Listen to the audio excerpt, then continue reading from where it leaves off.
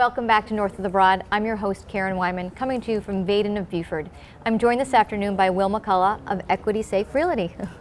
Hi, Will. Welcome to the show. Thank you for having me. I think we're going to have fun. I think so. I'm very excited to be here. Thank you. We're really happy that you're here. I know that you have a lot to share with the viewers who may not be familiar with you and your real estate background and your new venture. So let's talk about EquitySafe Realty. Well, EquitySafe Realty is kind of a cumulative product of my 15 years of experience in real estate. It's kind of a dream I've always had. It's a different way of doing real estate. I think it's very effective. I had this idea in the past. I didn't think at the time it would work because technology wasn't really caught up to it, but now I think it works really well, and to my knowledge, there's not another entity, either local, regional, or even national, that has a real estate company model the way we do. So I'm pretty excited to share it. Awesome. So you're not originally from here in the Low Country. You mentioned that you're from Cranberry Township. Cranberry, that's right. You've been there, I believe. Cranberry. Yeah, one of us has been there, definitely. one of us has. It's a small little place, I think, is what you. It's very small. It's population 12, 11, because I'm here. Mm-hmm. Now, Cranberry is an area up near Lake Erie in Pennsylvania. I love it. I came to Buford in 1993 to serve as a drill instructor at the Marine Corps at Parris Island, and I left the Marine Corps in '97. My wife and I started a martial arts school here in town. It did really well, and while we had that in the late '90s, a friend of mine, another former drill instructor, he and I started buying real estate, local properties, fixer-uppers. Didn't really know what we were doing, but kind of learned as we went and fixed them up and sold them. And I could never find a real estate agent to work the way I wanted them to, so I ended up getting my license, and then one thing led to another, and we've been doing real estate one way or another ever since. Well, great. So tell us about the new model. If people are not sure or unfamiliar with what the new model is with your new company, take a few moments to just share that. Sure.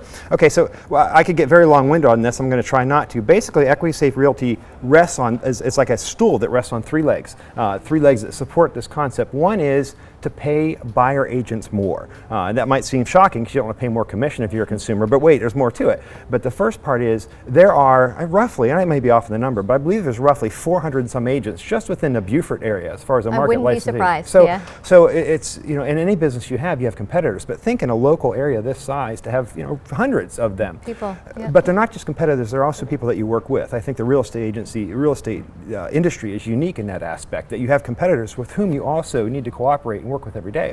So one of the things that I do is when I list a property for sale, and I, meaning our company, EquitySafe Realty, we pay more than what most buyer agents are used to normally receiving. And by that I mean we pay out 3.5%. So, the commissions, there's federal antitrust laws that prohibit price fixing in any industry, but it's not, real estate agents and their clients can negotiate commission to be anything they want.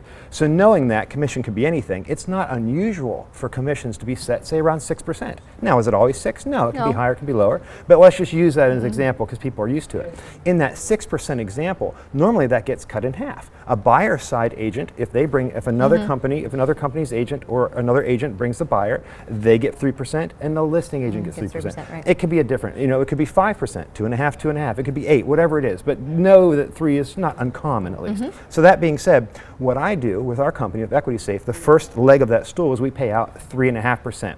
And all the agents know that. We market that, it's in the MLS, it says that we pay them out. So that's kind of a built-in incentive to help other agents have a fiscally rewarding experience if they show and sell our company's listings. The next thing that we do is we make it much more fiscally advantageous for sellers to list with us.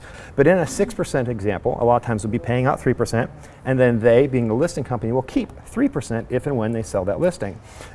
What we do is we charge a flat rate commission of $19.99, $1,999. Right. And that's only at closing. So don't be confused with the word fee. There are entities out there that'll charge a flat rate fee or a set fee or one fee, like a $500 fee to put it in the MLS. That's stereotypically a fee that's paid up front, right when you meet with them, and then for that they put it in the MLS, and that's basically it. Or they have an a la carte service where you pay this and that. We are a full service real estate entity. I have been the top producing agent at 2 of the top companies in the Buford area over the years.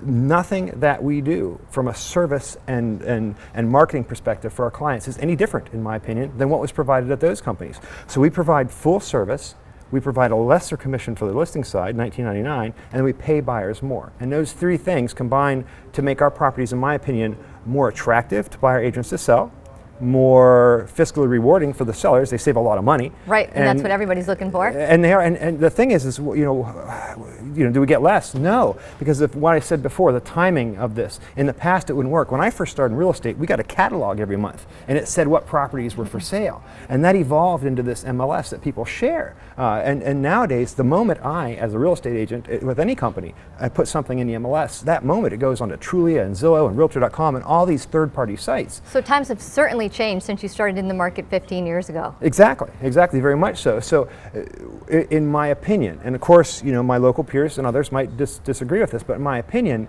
it's really no different now, the marketing that I do for a $100,000 home than a $1 million home. So I believe that a flat rate, reasonable listing fee. Now, $2,000 in the real estate world isn't a lot, but I'll tell you what, if somebody walked up here right now, interrupted our interview, and gave me a $2,000 check, I'd be really happy. And put it frankly, there's roughly 2,000 closings every year in the Beaufort real estate market. We'll be happy to take 10% of that market, as well as representing buyers. We're going to have you come back on another segment of North of the Broad. We have exceeded our time limit here, but Will, thank you so much for sharing all this information about your new venture here and what you're bringing to the real estate market in Beaufort, and I wish you the most success. I'm really happy to have been here, and thank you so much for having me. We'll be right back with our next guest on North of the Broad.